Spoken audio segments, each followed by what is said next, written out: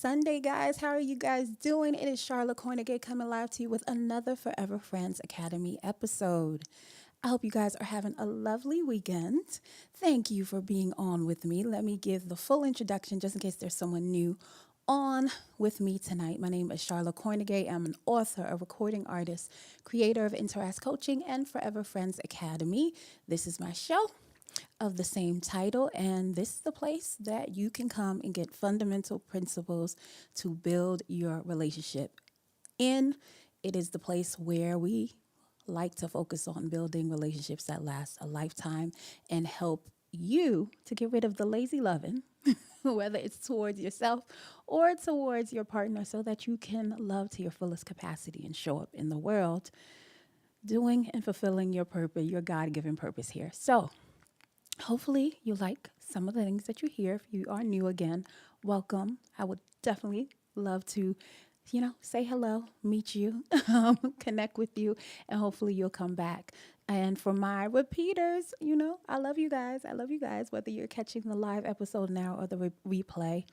You guys are my motivation as to why I continue to come on and do this, because of the beautiful engagement that I have with you guys when I'm on here. If you want to check out any of my music, I go by Charlotte K. That's Charlotte with an S. Google me or go to your music platform of your favorite music platform of choice and definitely check out my music.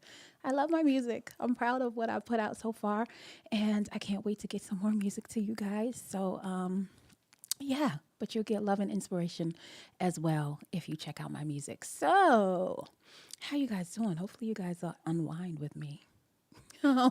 As the Sunday night, continues to wind down. But let's get into tonight's topic. And tonight's topic, I wanted to talk about mental health awareness because it is Mental Health Awareness Month. And I also came across a video, a short snippet of a video that I saw on Instagram that is, I guess, going viral right now. And it's by a couple that I just love, the dynamic of their marriage. Particularly because it seems like they have a lot of fun together. They seem like they keep it fresh, and they are similar to Ben and I in that I'm not sure if they started out in high school. I definitely think they might have met when they were teens. I definitely know that they were like an item during college. So I'm not too sure, but I know that because he recently, well, maybe not recently, I just saw this recent video where he posted of how they were together throughout the years. So I love that because it's relatable for me. So it's Kadeen and DeVal Ellis. Actually his wife is getting into acting now, but he was a football player. Then he turned into actor, and now his wife is actually I just saw her on an interview where she's in a Tyler Perry series called Divorced Sisters. So they are building quite a bit together. So I love to see it, but I thought it would be a great video to show to kind of segue into the conversation that we're going to have tonight on mental health awareness, because in the video they asked them, I think the question was how do you balance it, all, because they have 4 boys and they're married, and then they have all of these creative endeavors and professional endeavors that they're doing. They have their own podcast. As I said, she just starred in a Tyler Perry series, and I believe he stars in a Tyler Perry series. I think it's called Sisters, that he's on. So basically, they're both working, right? They're booked and busy, and then I think they also have their own podcast, and they also post videos, on YouTube. So they're doing a lot. They're doing a lot. But I love the video because he gave such an authentic response. And he basically said that he didn't want to sugarcoat it. And he basically just said, it is hard. As a matter of fact, he said it's effing hard. Me cursing is not that really that good. If anybody knows me, yeah. People usually laugh at me when I try to. It just doesn't work. So anyway, but he said it, because he said it's really challenging and he didn't want to sugarcoat it. So I want to present that video to you guys. And I also want to go over 5 ways to talk about mental health awareness, really teach it, and to nurture, right? Nurture the development of it. So, hey, Justin, how are you? Thank you for coming on as always. Always good to see you. Thank you for the love. Thank you for the love. I appreciate you popping in as always. So we're going to dive into that tonight. Some things that definitely have helped me, definitely have helped the clients that I have. So I want to introduce it to you guys tonight, but I do want to show you guys the video first and kind of use that to break into the conversation tonight. But before I go to the video, I want to I guess I have two questions tonight for you guys. It probably maybe like two or three. You guys know me already. Those of you who have been on me, the questions just keep coming, right? But my first question would be, one, if someone asks you to define or describe mental health, what would you say? How would you describe it? You know, how would you define it?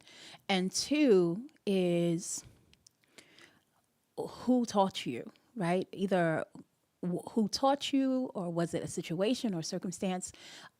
What started your mental health journey if you are on one? So that's number two. And I think number three is kind of coped into number two is, how do you teach it in your household?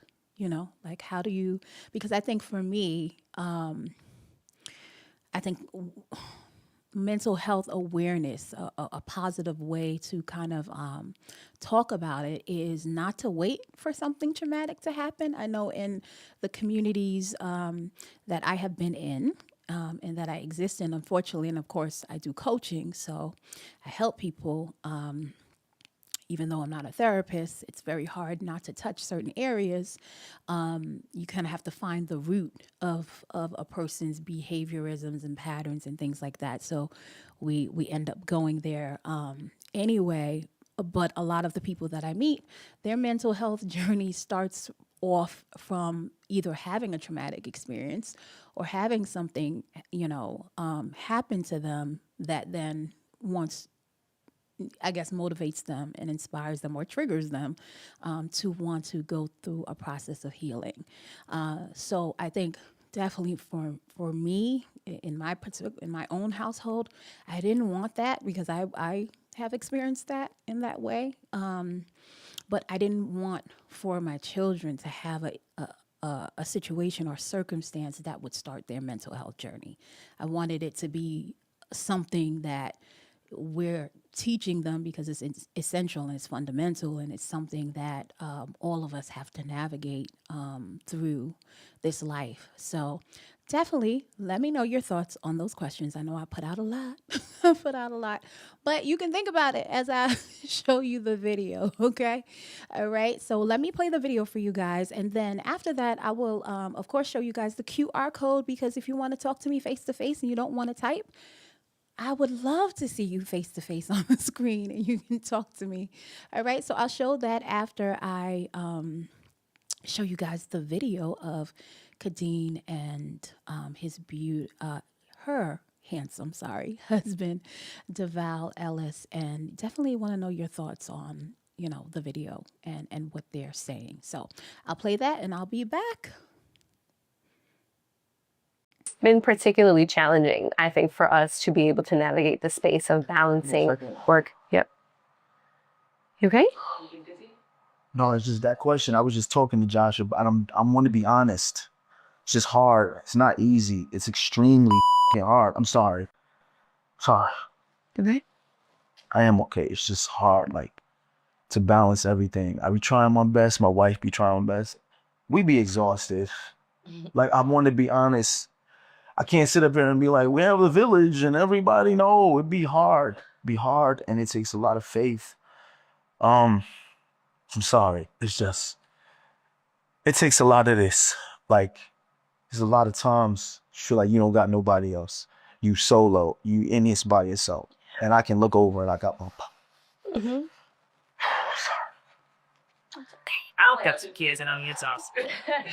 It's just tiring. Like, it's hard. And I want to do all the things as a dad and a husband. And I know she wants to do all the things as a mom and a wife. Yeah. It just be hard, you know, and then people watching y'all and y'all couple goals and this and this. Like, you don't want to mess this up, because if people are believing in you, you have now a responsibility to be what they see in you, because you stepped out here and said that this is what we want to be, which is what we did. But I'm not gonna sit here and lie to you, Yeah. which is I was gonna sit here and just give you the factory answer, but I can't. Well, I'm tired. I'm tired. You Yeah. know, I miss my Yeah. wife. I miss my kids. Miss myself sometimes. You know what I'm saying? Like, sometimes I get tired of being Zach. I'm tired of being the DeVal. I gotta perform in interviews and I wanna just be DeVal sometimes. I wanna just be like everybody today. You know what I'm saying? I want to. But you can't. And that's just a fact. Because when you decide that you want to invest in something that is bigger than you have a responsibility. Yeah. And that's just the honest truth. We have a responsibility to do this. We chose this. We're doing this together. So it's fun at times, but it is hard. All right. Yeah. A real, well, first of all, you guys let me know, those of you who were able to see the full snippet of the video, what are your thoughts on it? My first thought when I saw this was, one, I really love the authenticity. I love the fact that he decided not to give the interviewer a generic answer, right? And especially, I would think, because I told you when I first started the episode that this is a couple that I really do enjoy seeing, because when I see them, it reminds me to be playful. Like, they're very playful most of the times. I love how he dotes on his wife and how she, encourages and dotes on her husband. And so there's a lot of great energy, positive energy, playfulness that they kind of just just comes out of them. And so that's one of the main reasons why I like watching them. And I know there are other people, like when I see their videos and I see people in the comments, reply, it is exactly like what he said, where they look at them as like couple goals. Like, they just seem like they have it all together. This is the type of relationship that I'm aspiring to be in. And so it had to, or at least I would think, or it would seem to take a lot to hold space to give that authentic answer and be in a vulnerable space enough to not only express in the midst, right, in real time to his wife, but also, right, the people who are interviewing him, as well as the people like me who are going to see this later on. And I think, kudos to the people who were, doing the interview.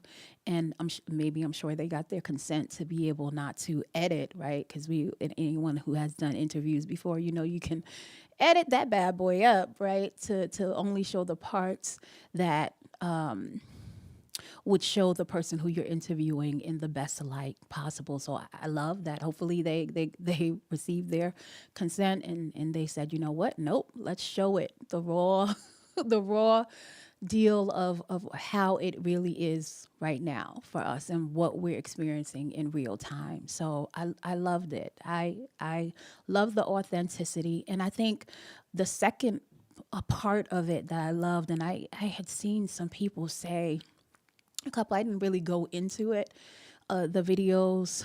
I just saw the titles of some people who were doing what I'm doing tonight, which is taking the clip and presenting and talking about it and kind of reacting to it. And I saw a couple of people saying like they were headed to divorce because he's, having this vulnerable moment and breaking down like this, which I think is completely, I saw something completely different. I saw that this is clearly a relationship where they are friends.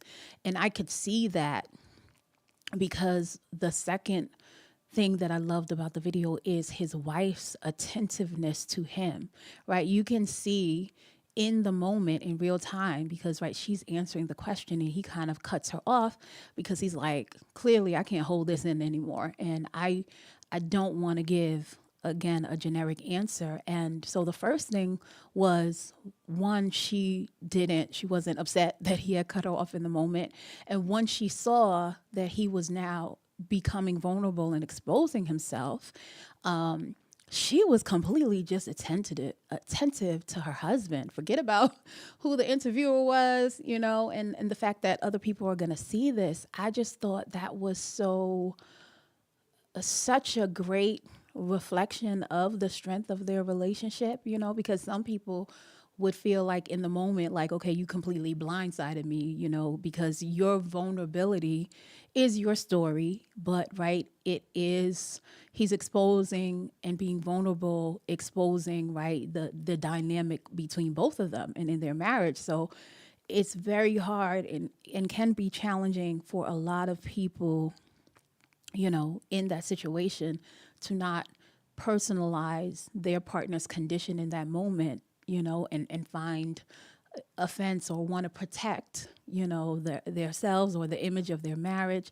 There was none of that with her. And I was like, wow, that was very, very heartwarming.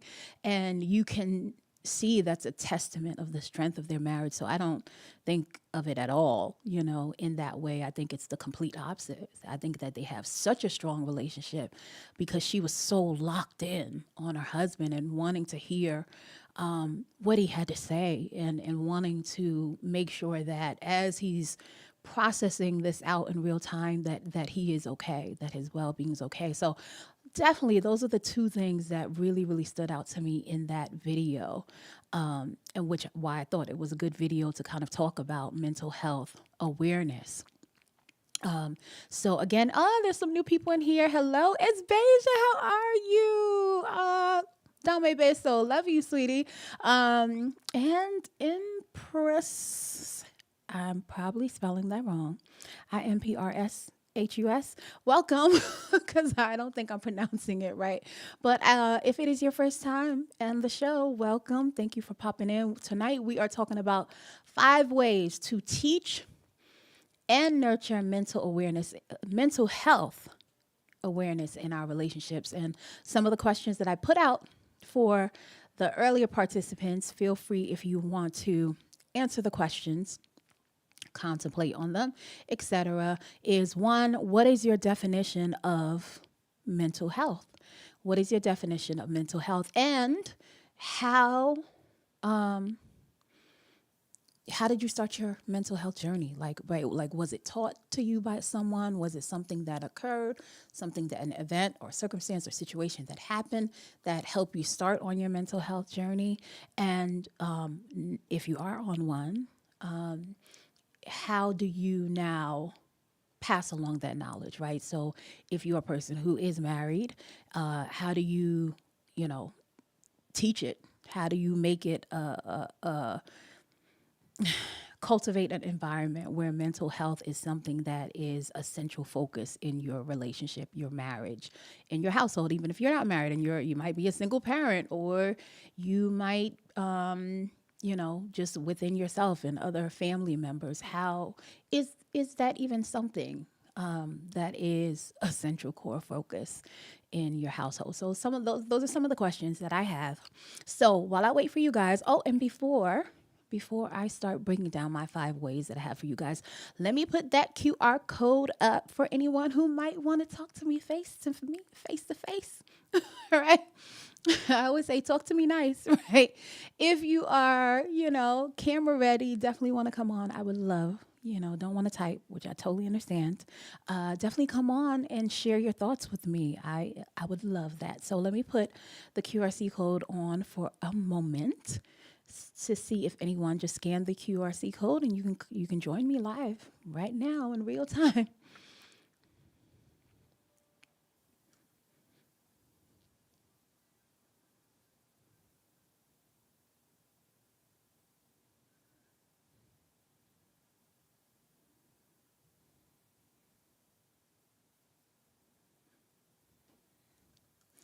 All right, and if you are on Instagram and you didn't catch the QR code, maybe it was too fast or whatever, you can actually come out of the live chat right now and go on my page. You'll see the QR code there. You can scan that. If you're on Facebook, you can go to my also my page is, I believe it's pinned to my page, and you can scan the QR code to come on. So just in case, but I'll put it on probably one more time before I hop off tonight, just in case I have any people who would like to call in. So, number one, my definition and description, and this is really a very near and dear to my heart topic, because for those of you who have been on with me before, my mom has, before I was even born, struggled with mental health issues. So from a very little girl, because of that situation, I have been very curious, wanting to become more aware, to understand, the root of mental health issues,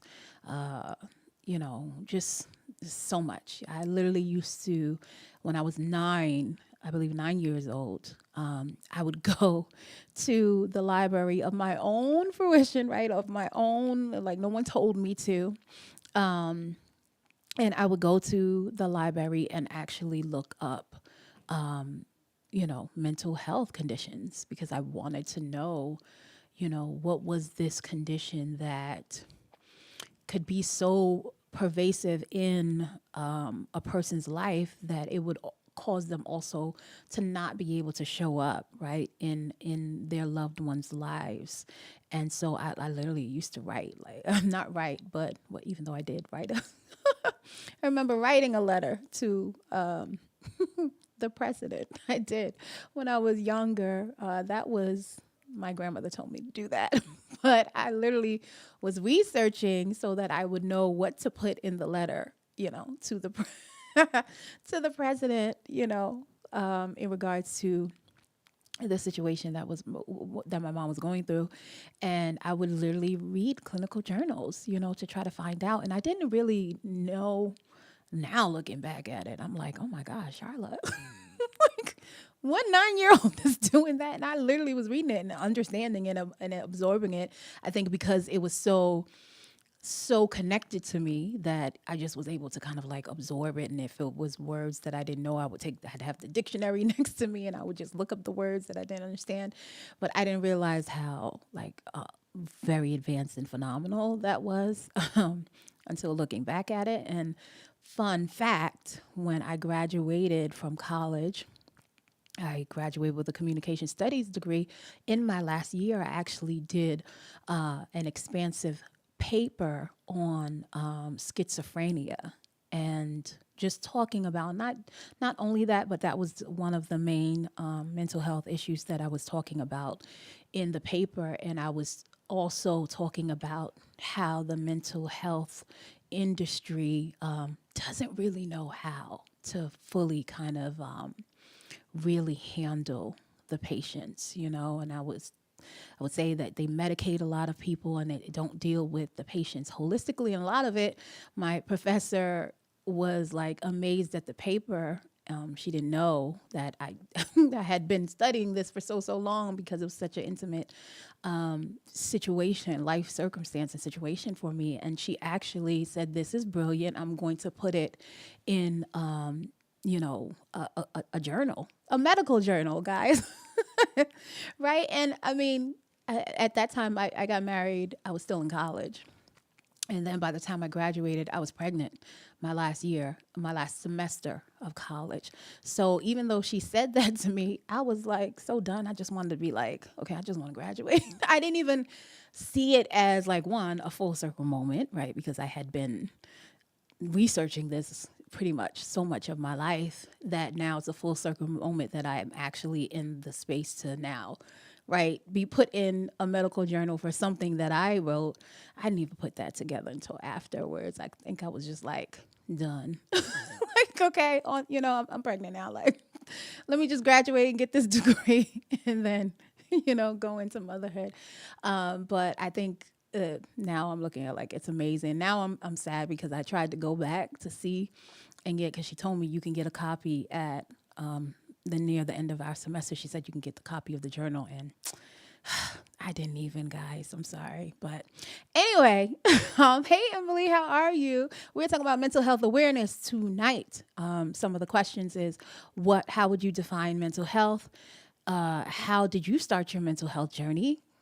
If you're on one, was it taught to you? Was it something that triggered a situation or event or circumstance that happened, etc.? Those are some of the talking points for tonight. So I'm going to tell you what I describe or define mental health as. And I would say mental health is having the ability to process the things that you are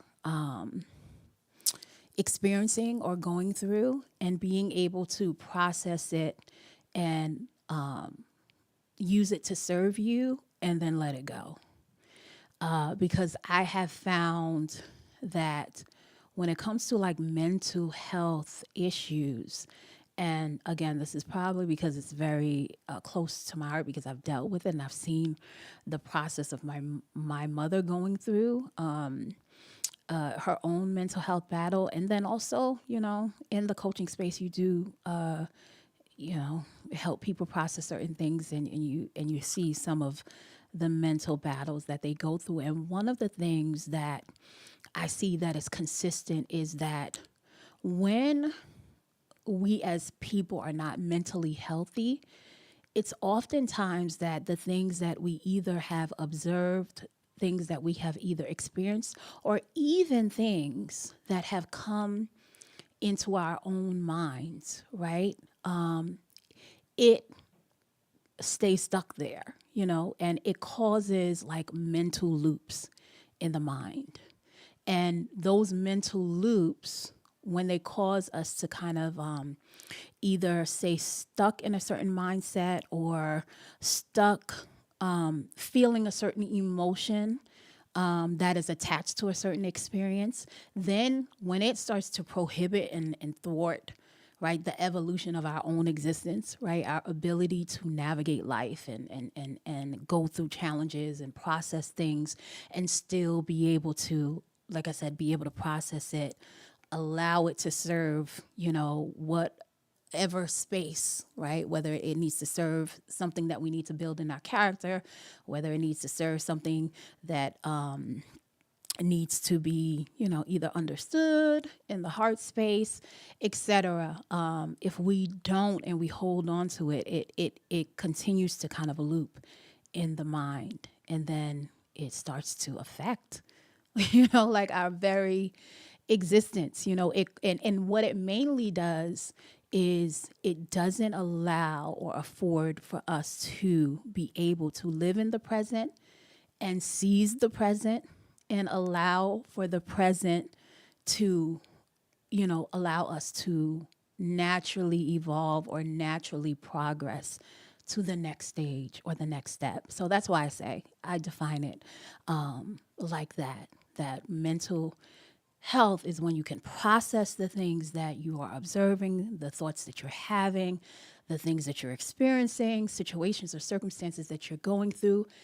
Let whatever it is be able to be processed through so that it serves whatever area that it needs to cultivate, and then being able to let it go, right? So that it, again, doesn't make your mind continue to kind of like stay in a loop and stuck in a certain either mentality. It could be anxiety, right? Thinking about and pondering on something that is in the future that hasn't happened yet, that very thing that hasn't happened is causing fear or nervousness or frustration. Or it could be something that happened in the past, right? Where it's like, I didn't have the tools, I wasn't equipped to process it through. So now this thing has now, become, a large narrative in my mind, in my being, has penetrated my being now that it's hard for me to be in the present, to see who, I truly am. And, so that's one of the consistent things I've seen, whether it's extreme, right? Mental health issue, like schizophrenia or something like that, or it's, bouts of depression and things that people, go through. So that's definitely my definition, or how I describe it.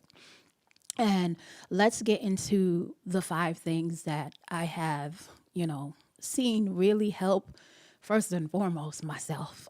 Because as I've stated before, this is something that's near and dear to my heart because my mother was mentally ill way before I was even born, right? So she had dealt with this issue before I was even born. So it was something that I would automatically experience as a young child. And so, because of that, it really made me focus a lot. I didn't really, for me, it did not, I guess I didn't process it, or the articulation of it wasn't mental health for me. I just articulated it and put out a prayer of saying, I need to have peace. Because, and I think for me, I guess I was processing the lack of mental instability that she was going through was in the way that I was processing it was not providing or affording peace for her. So then that just became my internal prayer of, okay, well, God, clearly I'm young. I'm like a little girl. I don't know all of the dynamics. I don't know what took place because clearly these are things that have happened way before I got here. So I don't know in totality, but clearly in my head, I was saying life must can bring certain challenges or certain things to happen to people. And if they're not somehow processing it through in a way where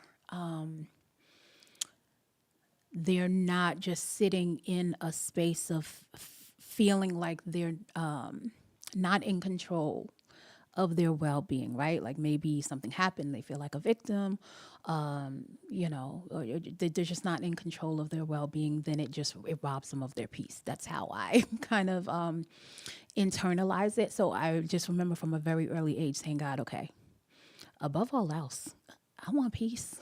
like, and I make this vow as a young girl, not knowing, right, all of that it would entail, was like, okay, no matter what happens in life, I am not going to let it rob me of my peace. I will not, I will not.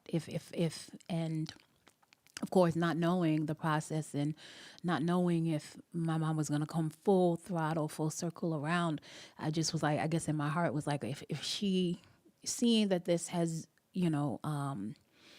process for her in this way, then I will be the one, like I'll do it for her in my, in my little immature, not really developed mind. That's how I kind of took it. And so these are five things that I have found definitely has helped me in my household. And it is also the way that I teach my children about mental health. And I vow to teach because, I have a little one, so I can only, I want to teach them at their level. But my older daughter, I can talk to her, however. So, and, in a different level. So anyway, I'm going to share it with you guys. And you guys, while I'm sharing it, definitely, of course, I want to hear your thoughts. I want to hear, what your journey has looked like, how it started. Was it something that happened, or was it just, someone who sat you down and said, it's really important, mental health, and this is what you can do to ensure that you have sound mental health, in your being. So number one is to not wait for something to happen. As I stated in the beginning of this live episode, that unfortunately, for a lot of the people that I know, as well as myself, the mental health journey started because something occurred that either was traumatic, or maybe they were victimized in some type of way. And then the mental health journey starts. So, number one is not waiting for something to happen, but committing to creating an environment where we're talking about mental health to our children, at young age, keeping it an environment in our household where we're talking about it, even if, something quote unquote obvious hasn't occurred, knowing that, right, like life is unpredictable. It has so many curveballs that it can send our way. And so it's better to, as my grandmother, my God bless her beautiful soul, her strong Jamaican, Caribbean beautiful soul, she'd always say, prevention is better than cure, Charlotte. Prevention is better than cure, right? Like, and I've said it before. She used to say it all the time. And I'll be like, what is wrong with this? What's wrong with this lady? It's like, why are you saying this? Ain't nothing happened. Like, why? Right? But now, I was ignorant. I didn't know. I was young. And I'm glad that she didn't care um, that I was immature, or, that I wouldn't understand it or anything. Clearly, thank goodness, she sowed the seed, and it lands clearer than ever now. The idea is that we don't want to wait, right, for an emergency or a dire situation. It's better to prevent things than to now have to find a cure, because we either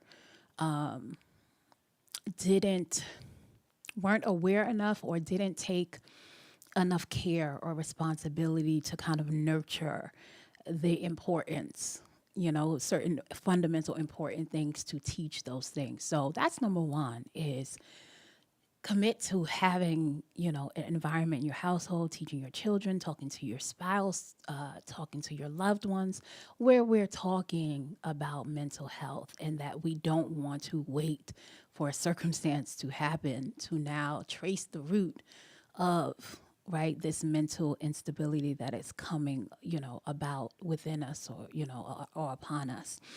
All right, I'm going to take just a moment because I see Emily. Thank you, Emily. She typed, so I thank you for that.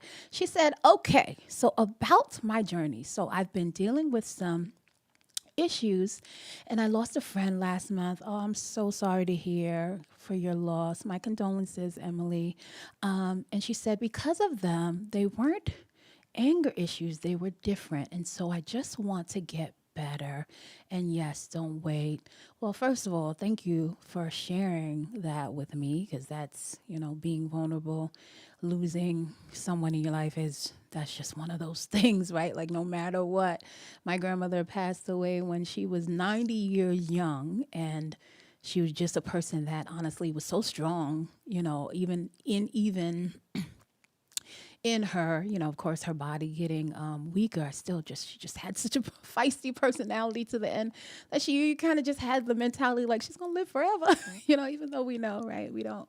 And even her living that much of a full life, it's still, right, still her. It doesn't matter. So I think just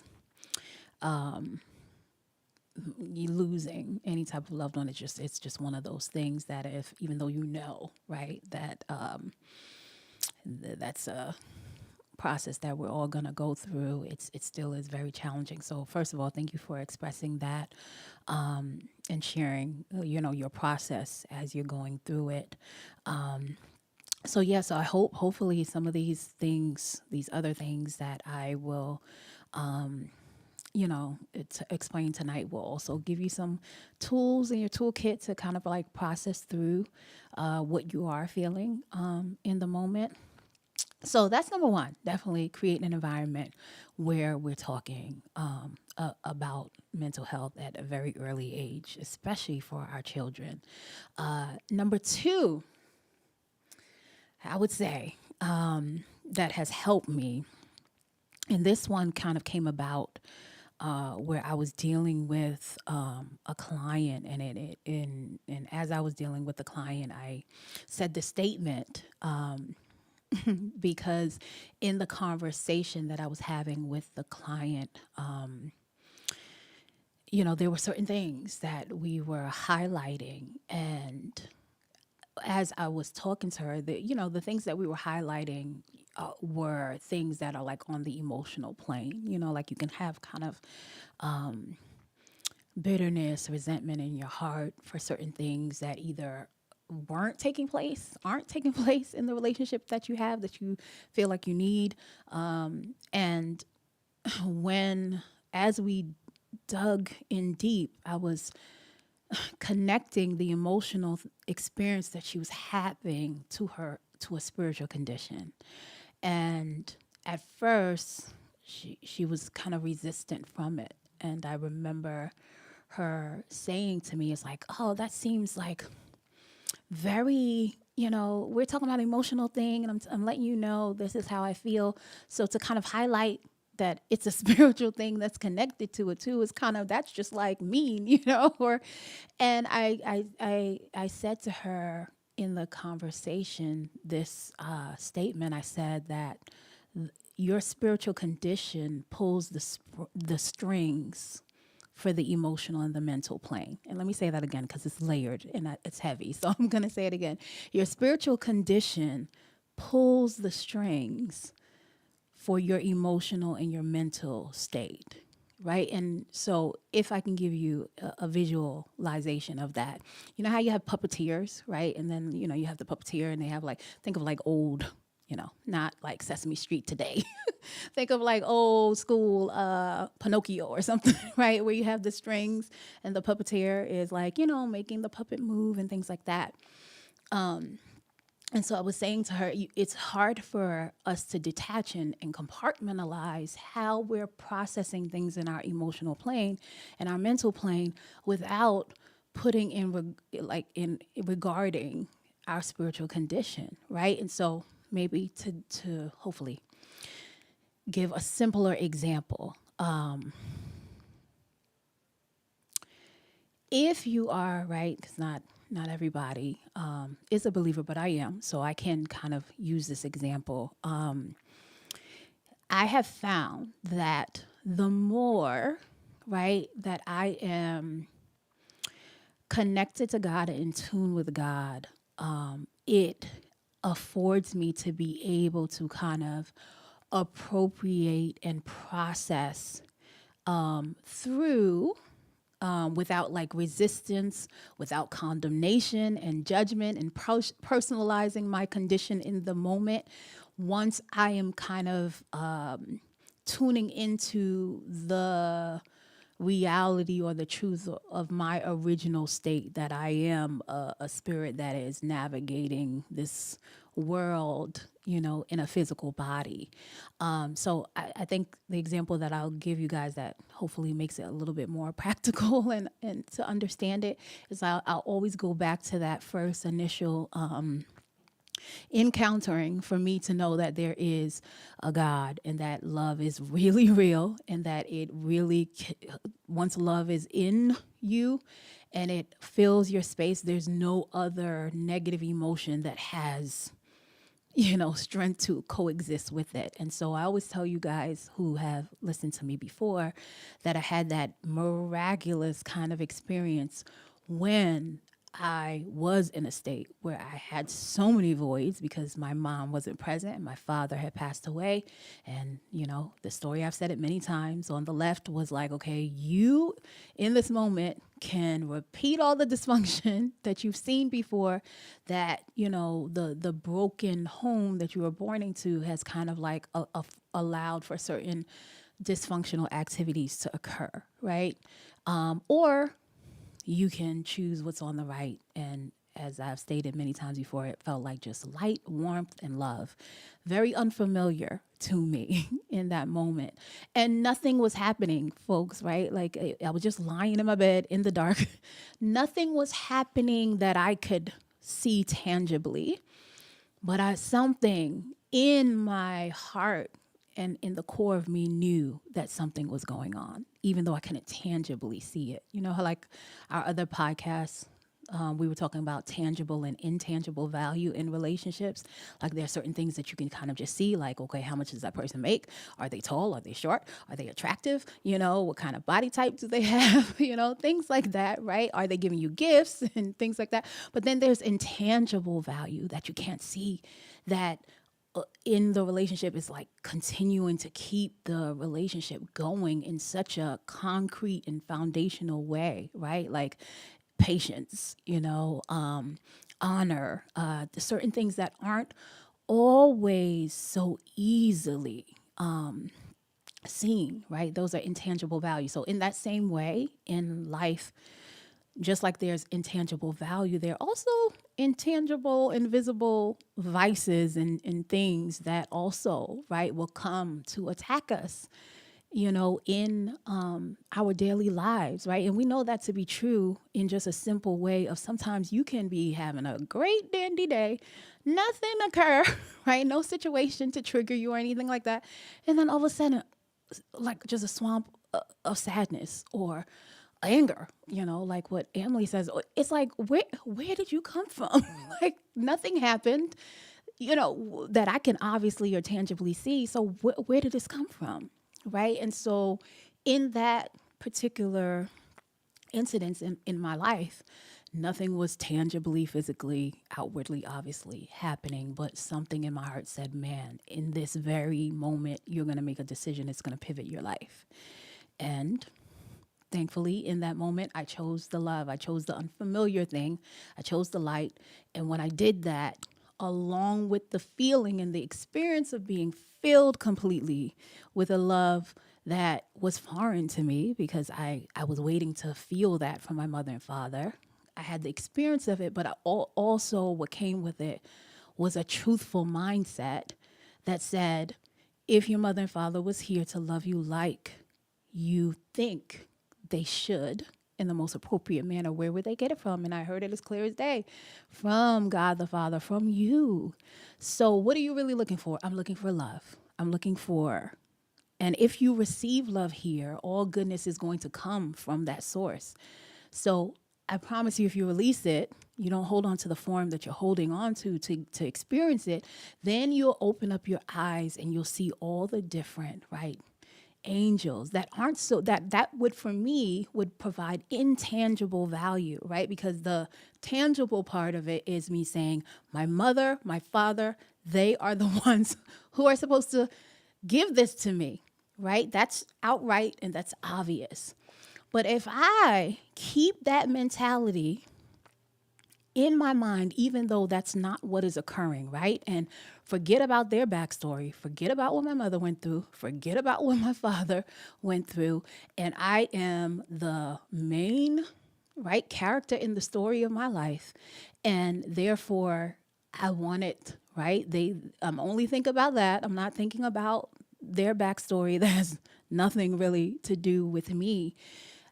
Then I miss out, right, on all of the people that God can bring into my life, so that's why I say, and when I experienced that and when that mentality shift, now I was able to kind of navigate life in a very different way, right? Like if I stayed, because remember one of my definition that I put out today or tonight is that mental health is being able to process the things that you're either observing or the words and the thoughts that are coming to your mind or the experiences that you're having and processing it so that it can serve you in the many different areas, right, of your life, and then releasing it and letting it go, right, so that it can be used to, one, make you stay in the present, process in the present.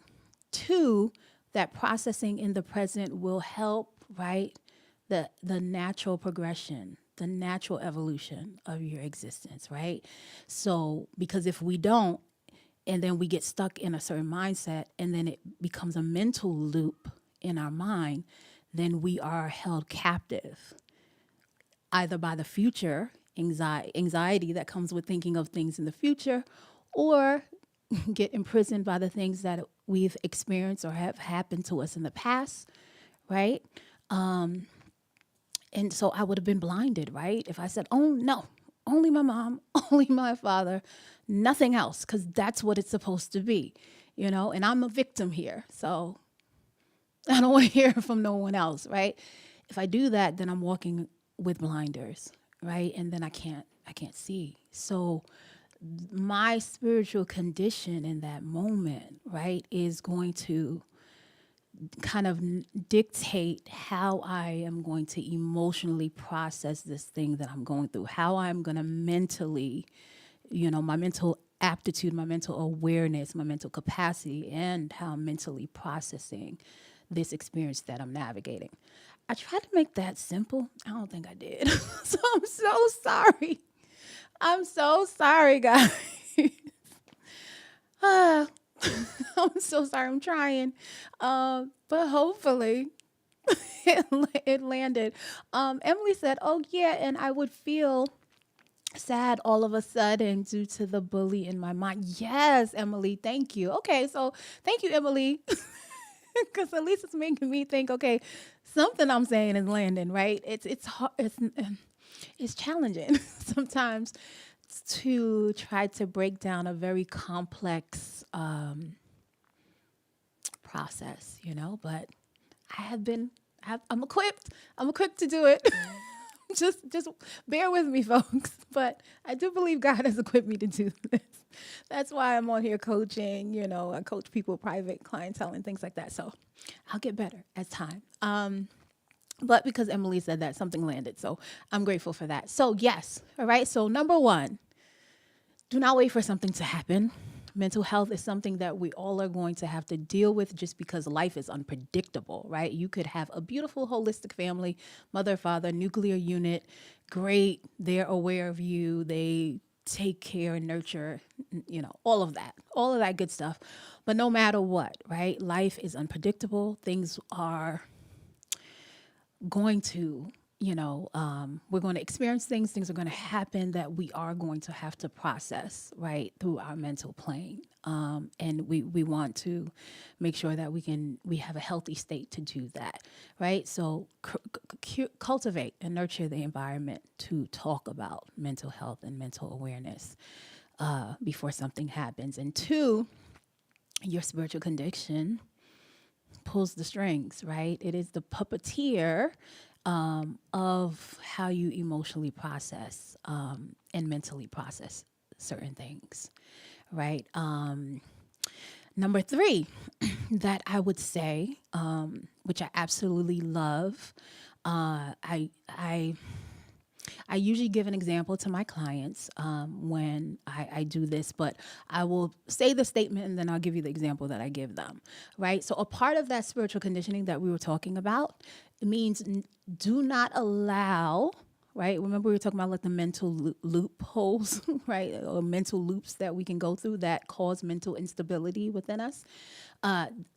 Also think of it this way. Do not let certain, right, either mind states or conditions live rent free in your mind, right? And so the best way, I love this example. Hello, Billy Gothman. Thank you for popping in. I think it's your first time to the show. So welcome. We are talking about mental health because May is Mental Health Awareness Month. And yeah, it's always good, right? Especially we always say kind of current day times, but I think mental health is right important all the way through. So definitely feel free to chime in any of your thoughts in regards to anything you're hearing tonight. So the best example that I think I can give you guys is one, my husband always used this example when he talks to someone when you're thinking of like assessing your state and how you're feeling. Imagine that your being is like an apartment, right? And certain mentalities, like what Emily said, like whether it's sadness or disappointment or anger or self doubt, things like that, just imagine that they are, basically living rent free in your apartment. Like they say, what do they call them? Squatters. right? Like squatters, and just think of it, right? Because we're talking about, if you live in the future, you have anxiety, right? You'll be anxiety ridden, being fearful and nervous about things that haven't even occurred yet. Or if you live in the past, right? It's no good. You'll just be held captive by past situations and circumstances. So only way you can change certain things is if you're in the present, right? So let's just use that analogy and imagine that there was a moment, right? There are moments, continual moments where you were living in the, the future, or you were held captive by a past, situation or circumstance that you experienced. And some squatters came in your house because of that, right? Because our awareness kind of drops when we're not in the present. So some squatters came into your apartment, your house, etc., found it was empty, right? No one was there, no one was present. And now they're living rent free in there, right? And when we start to become kind of more present, then we start to kind of like, okay, wait a minute. I didn't know all, wait a minute, where did this come? Where did the self doubt come from? Where did this anger come from? Where did the sadness come from? Where did all of these things, right, come from? And now you're in, right? You're trying to go in your apartment to kick them out, right? Because you don't really belong here, right? Now, our emotions, one of my favorite things to say, do not personalize your condition, right?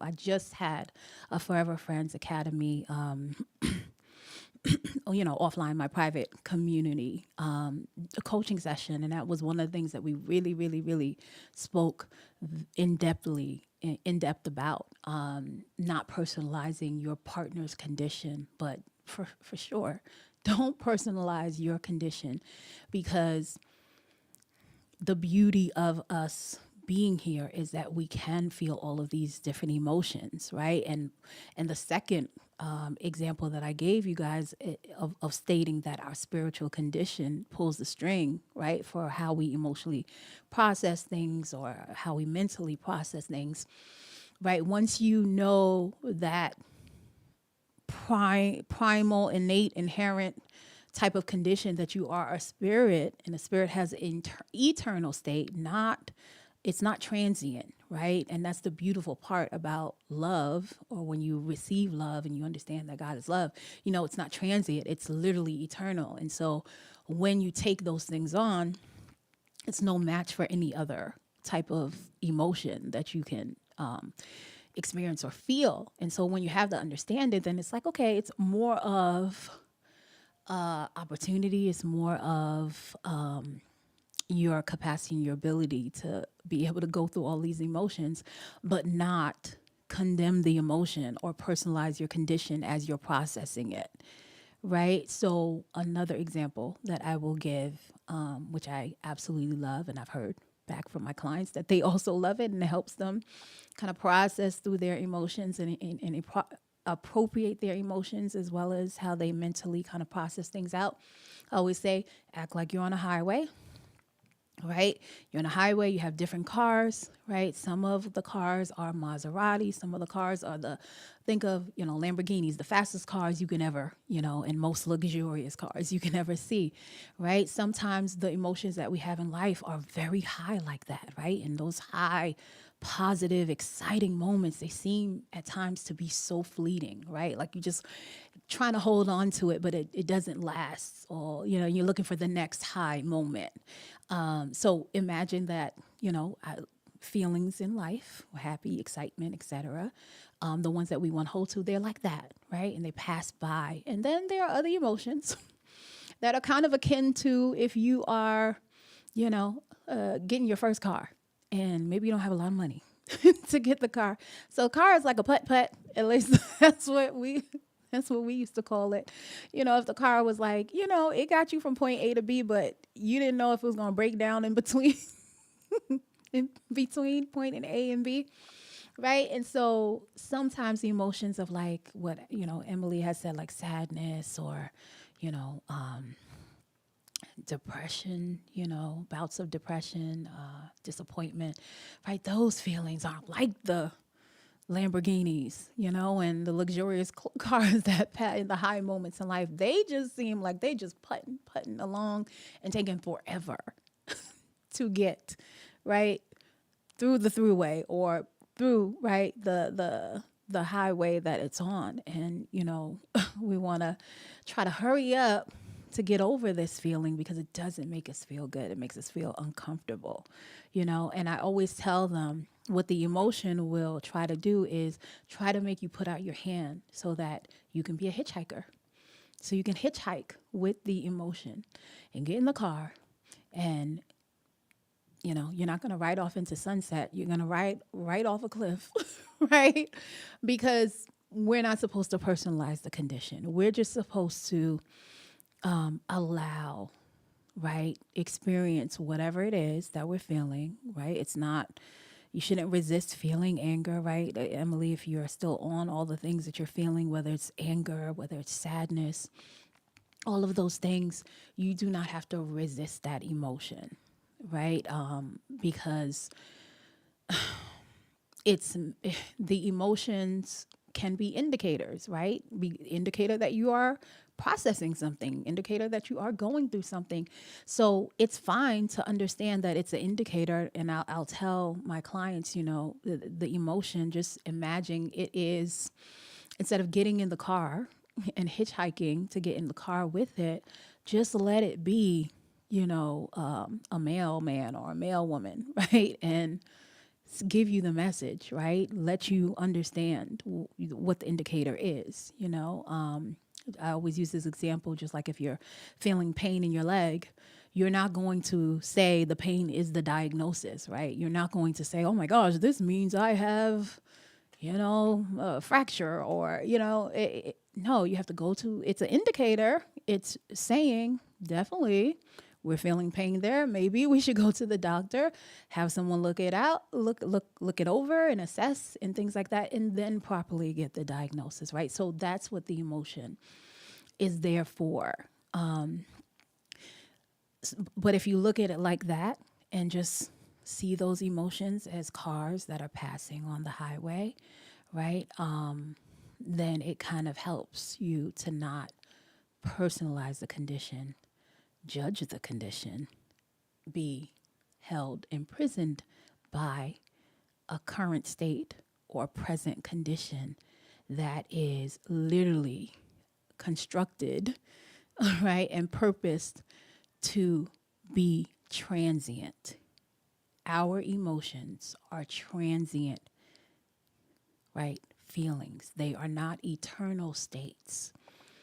So if we sit back in the truth of that, then it'll allow us, right, to let those, not resist feeling it, but also not hold on to it, so that when we need to, the indication has done what it needs to do, and then we can let go, right? So that would be the third one that I would say, which is don't let things live rent free in your mind. And one of the ways, and maybe you're listening, you're like, Charlotte, how do I know it's living rent free in my mind? I want you to go back to the statement that I said, that mental instability, we can kind of recognize it and acknowledge it when there are certain things that continue to play in our minds, right? And the idea is that if these things continue to kind of like replay and repeat, like a movie that's constantly repeating over and over again, we've talked about here on this podcast that, I always say God has direct access to your heart, right? But the vices, the devil, whatever you want to call it, has to go through your mind first, right?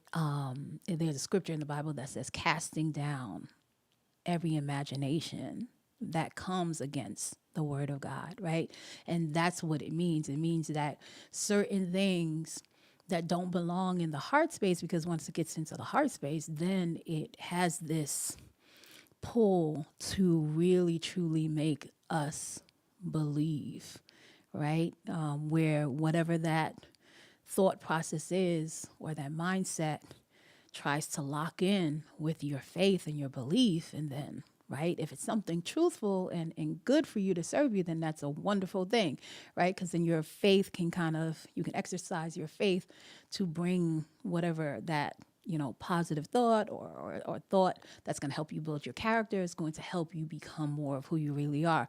But if it's an illusion of love, if it's not a truthful thing, then of course that's going to cause the opposite to occur within us. So you can know if you assess and you say, man, this thing that I've been feeling, maybe I had an experience and the experience brought a certain feeling of either sadness or anger.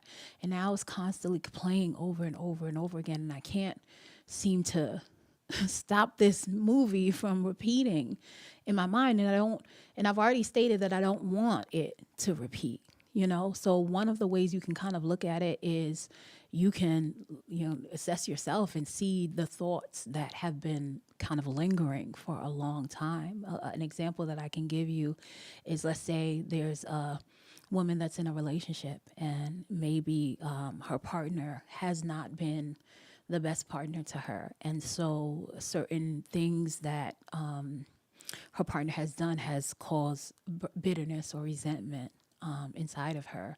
And so now that bitterness and resentment continues, to kind of like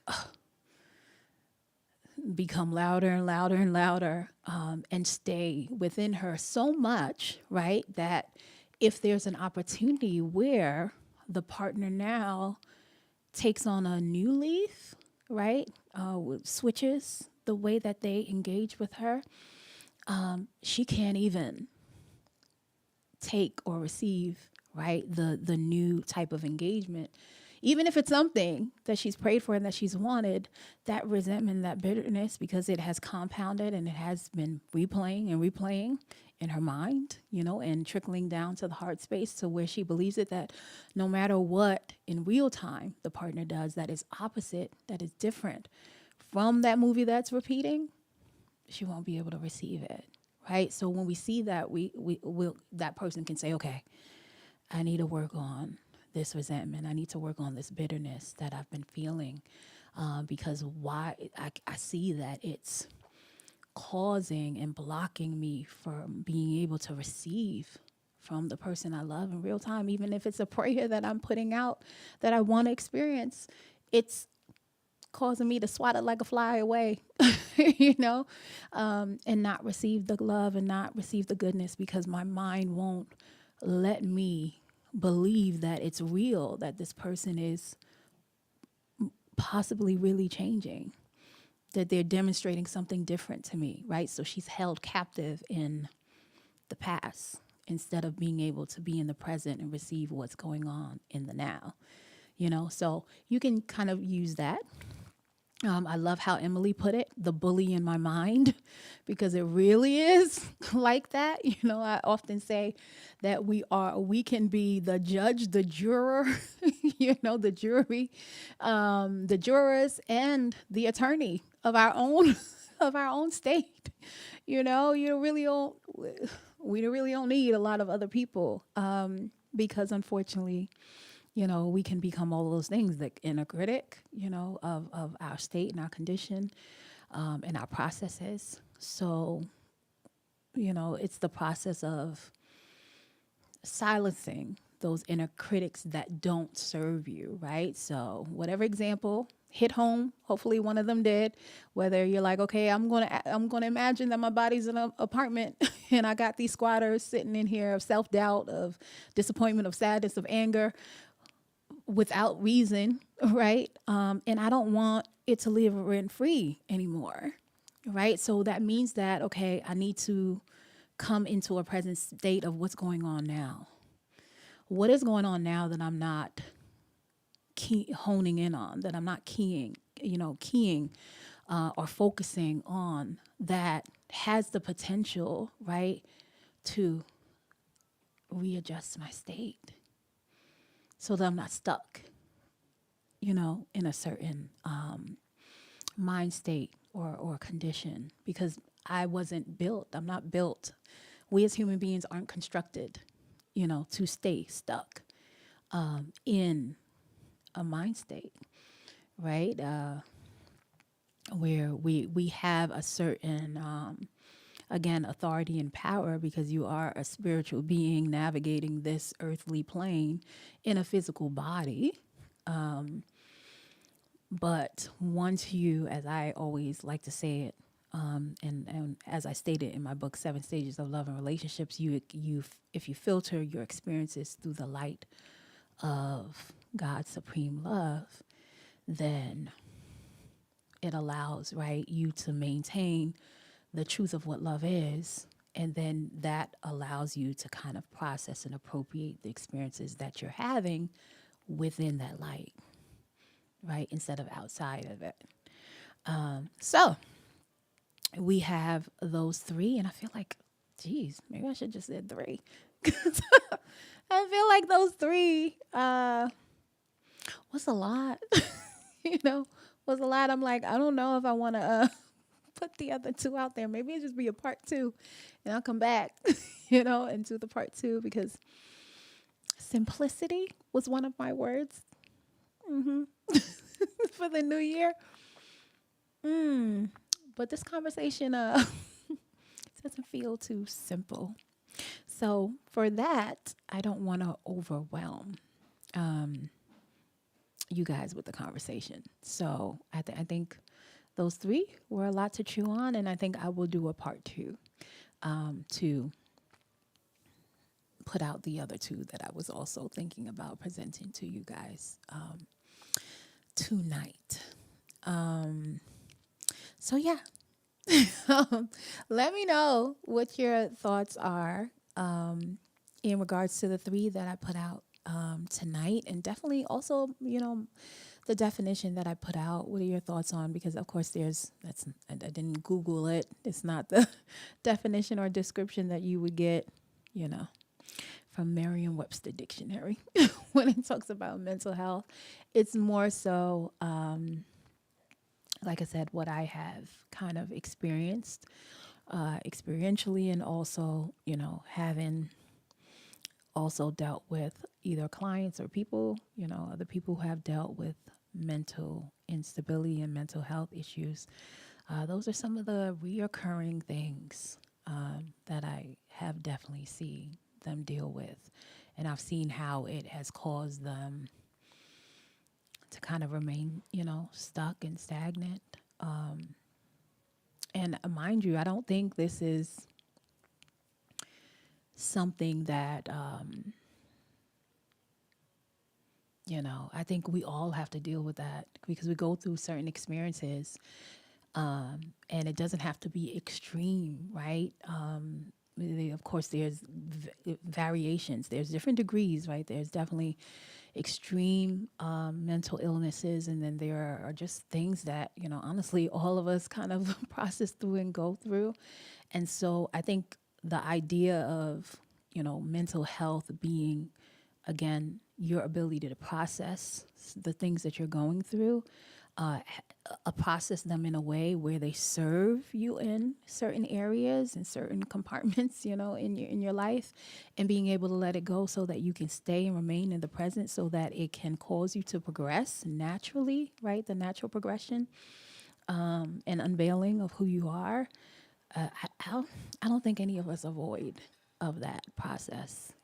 I think that's one of the most integral and sacred processes that we can go through as human beings.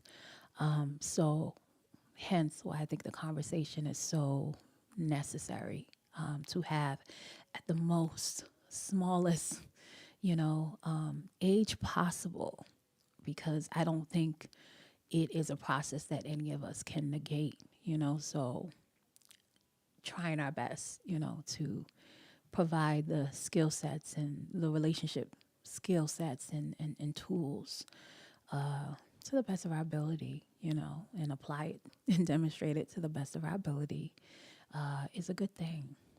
So, oh, thank you, Emily. I appreciate you. Thank God for Emily.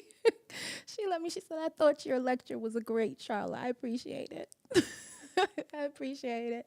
I'm trying, it's like one of those And I always, in my own internal prayer, I'm like, God, why can't I be you know, like the fun person, or the people who like throw things out and just, I mean, sometimes I have fun conversations, at least I think, when I put out the scenarios and things like that. But honestly, I think my mission, is that I am able to, as other people have said it, be like a surgeon, like a brain surgeon, or, where it's like meticulous, each layer by layer, connecting all the dots, all the hey, you have to be who you have to be, right? I'm just glad that, someone out there like Emily said she got it and she thought it was good. So I appreciate it. So hopefully the two that I didn't get to, I feel like they're lighter. We'll see. So we'll get to that part 2 on Thursday. Other than that, you guys let me know, in the replay, what your thoughts are. Say, Charlotte, I disagree with you completely. Everything that you said doesn't make any sense. Or, Charlotte, no, I agree with what you said. You know, could you expound upon this part a little bit more, and et cetera, or I never thought about it, et cetera. So just let me know what your thoughts are. Flood my feed, as I always say. And yeah, let me know what your thoughts are, especially on the video that I played in the beginning. And I'm thankful for them, because I think just someone not trying to keep up a facade, of that they have it all together, is important. And I think that's so freeing for people to understand. And that's why I wanted to kind of show them and highlight them, because, again, I saw people saying that they were headed for a divorce because he had that vulnerable moment, which is like, I didn't look at the videos, but I was like, I can tell these people, they're either not in relationships, they're not married or anything. You know what I mean? And if they are, oh my gosh, like, what? Why would you? Where did you get an inkling in that video that just because he had that authentic, vulnerable moment, that they would be headed for divorce, especially with the intentional, attentive care that you saw his wife give to him throughout? It's almost like the interviewer did not matter. She was so locked in. It definitely ministered to me when I saw her do that. And I thought, what a great example of what a marriage is supposed to be. That when you see your person processing something and exercising and demonstrating vulnerability to a great degree and a great capacity, that you want in that moment to provide an authentic and space where that can be nurtured and that could be honored, and I think in her doing that, it showed that she didn't personalize his condition in the moment, and that she wasn't trying to resist, showing that her the man in her life, the husband of that family, saying he's having a hard time navigating this. It shows that she's like, you're just feeling this and experiencing in this moment. This is what we're going through right now, this moment, but we don't have to go through this forever. Right. And so to me, that showed her silent strength in the moment of supporting him as he was pouring out his heart and soul, is so much demonstration that they have what it takes in their marriage to survive the challenges of life.